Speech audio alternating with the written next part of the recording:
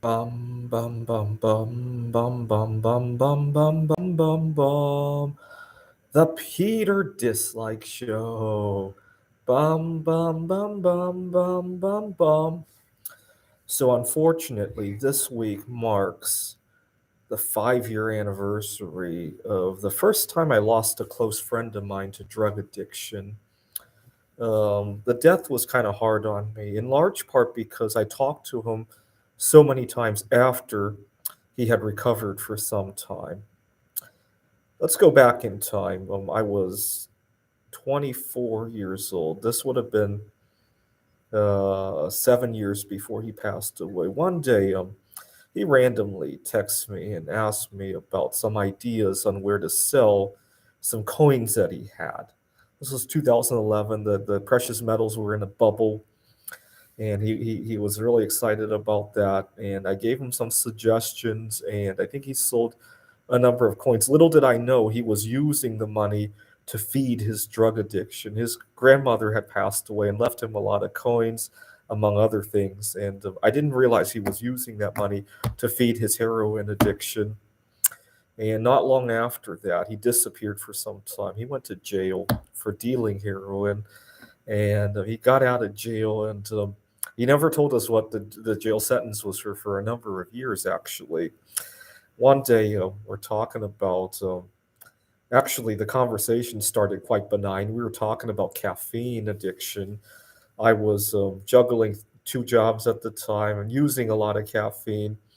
And he said, "Well, that's nothing." And he asked me if I knew what he went to jail for, and I didn't. And so he said he told me to promise to not tell his friends about what was going on. That he was addicted to something that was really terrible. And I asked him, what is that terrible substance? And he told me it was heroin. Not long after that, I get some news that invitation to his funeral. I thought it was his father or grandfather who had a senior, or maybe his so the third or something like that.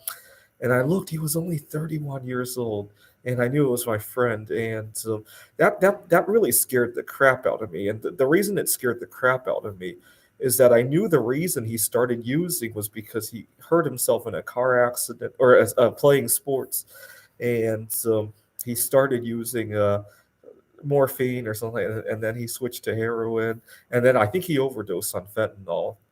And it scared the crap out of me because I used to be a pretty careless driver, and I worried that if I got into an accident, that could be me. I've had a number of addictions in my past, actually, not only the caffeine. When I was 15 years old, I used to be addicted to soda. To give you an idea of how bad a soda drinker I was, my family and I had taken a trip to Taiwan when I was 14 years old, and my grandfather was kind of ill at the time. He had just had open heart surgery, so we went to Taiwan to spend some time with him. And during the trip in Taiwan, soda doesn't come in those giant 2 or 3 liter bottles, and it's quite a bit more expensive over there. And our first night there, I had begged my mom to buy there's only 1 liter of soda, and I quickly guzzled it down. You got to remember, back then I hardly drank anything other than soda. Like, and so my mom was really upset. In the grand scheme of things, it wasn't that she couldn't afford. I think it might have been. I want to say that 1 liter bottle of soda might have cost 99 Taiwanese dollars. We're talking 3-4 US dollars, and which is quite expensive by Taiwanese standards. The GDP income over there is only like half as much as the US, right? So imagine paying $8 for a 1 liter of soda, right? That's Taiwan for you, right? And so my mom was pretty upset, not only because of the cost, but because we had traveled to Taiwan, and she was upset that I was fixated on American cuisine. One night I had begged my family to take me to a Burger King in Taiwan, and my dad was so upset.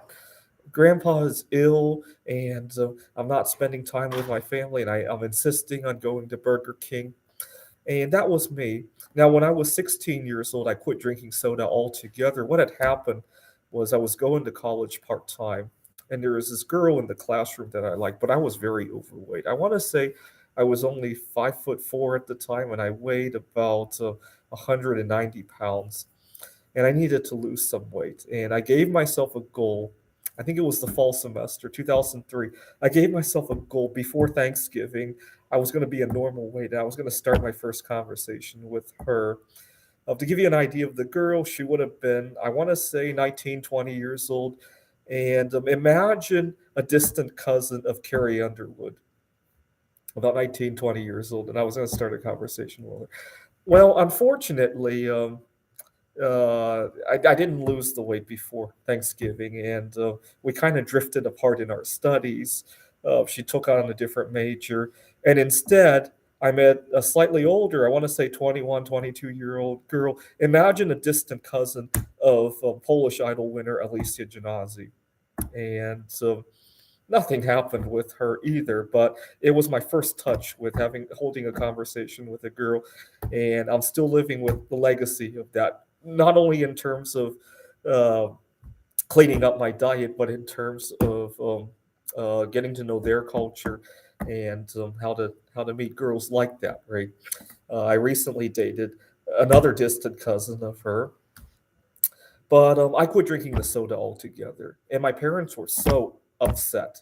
And they were upset that they thought that soda was okay in moderation. Yes, it might be, but the truth is that I never handled the moderation. And then they say I have poor self control and all that. Think of it this way, right? Do you say somebody has poor self control because they can't handle huffing gasoline from time to time, or maybe drinking a small amount of bleach from time to time? Donald Trump says that bleach is okay in moderation. Maybe you should try drinking it in moderation. Do you call somebody who doesn't do that as someone who has poor self control? No. And the truth is that small amounts of bleach might not kill you, right? And that's how I treat my soda addiction. And so I've been clean of soda for more than half of my lifetime at the moment. I distinctly remember the day when it became exactly half of my life, and I really celebrated. And so, unfortunately, as an adult, I suffer many, many soft addictions nowadays. For example, I love writing computer games, but I find it very difficult to moderate that. Right, every time I want to stop writing computer games or take a break away from it, I always feel like there's something missing. Oh, this game could use a little tweak, a little tweak. There's, this game is somewhat incomplete, and by the time I try to complete it, there's more stuff that's incomplete. Right. Or the bismuth art projects, right? What started out as a curiosity quickly becomes 3 tons of bismuth with no end in sight, right? And it's just really frustrating. I really love all of those things, but I would love it a heck of a lot more if it didn't gobble up my entire life, right? A lot of relationships, not just romantic ones, but in general, human relationships, have a tendency to do that with me too. So this is Grand Canyon University where I teach, and I just had a problem.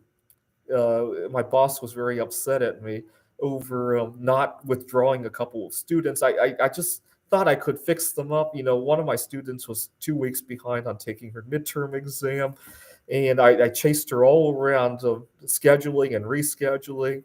And I really wanted her to catch up on the class, but my boss insisted that I drop her from the class, and it brought tears to my eyes. And I don't think it's because I'm compassionate about it. I get addicted to interacting with certain people, not in a bad way, but I just felt that this is the way it should be. I have a hard time jumping out of it. And so I'm very fearful that one day I'll get myself hurt, need to take drugs or something like that. For a time, I almost thought about putting into my medical directive, like, don't give me painkillers or something like that.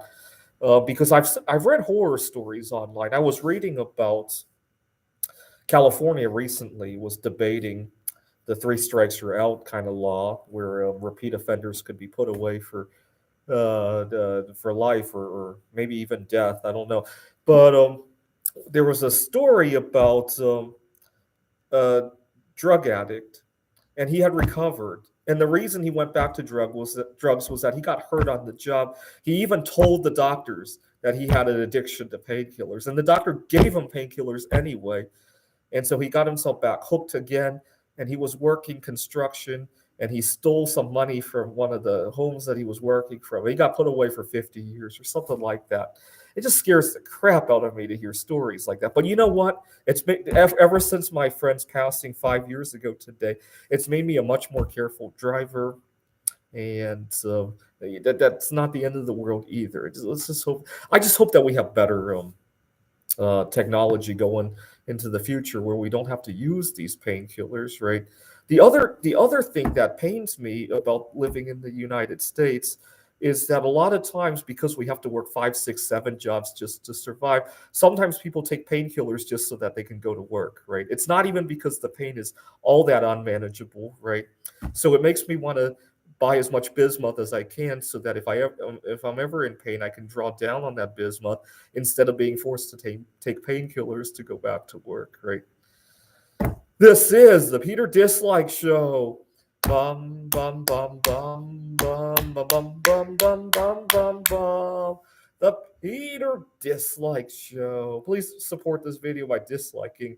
Bum bum bum bum bum bum bum. Bum bum bum bum bum bum bum bum bum bum bum bum. The Peter Dislike Show. Bum bum bum bum bum bum bum.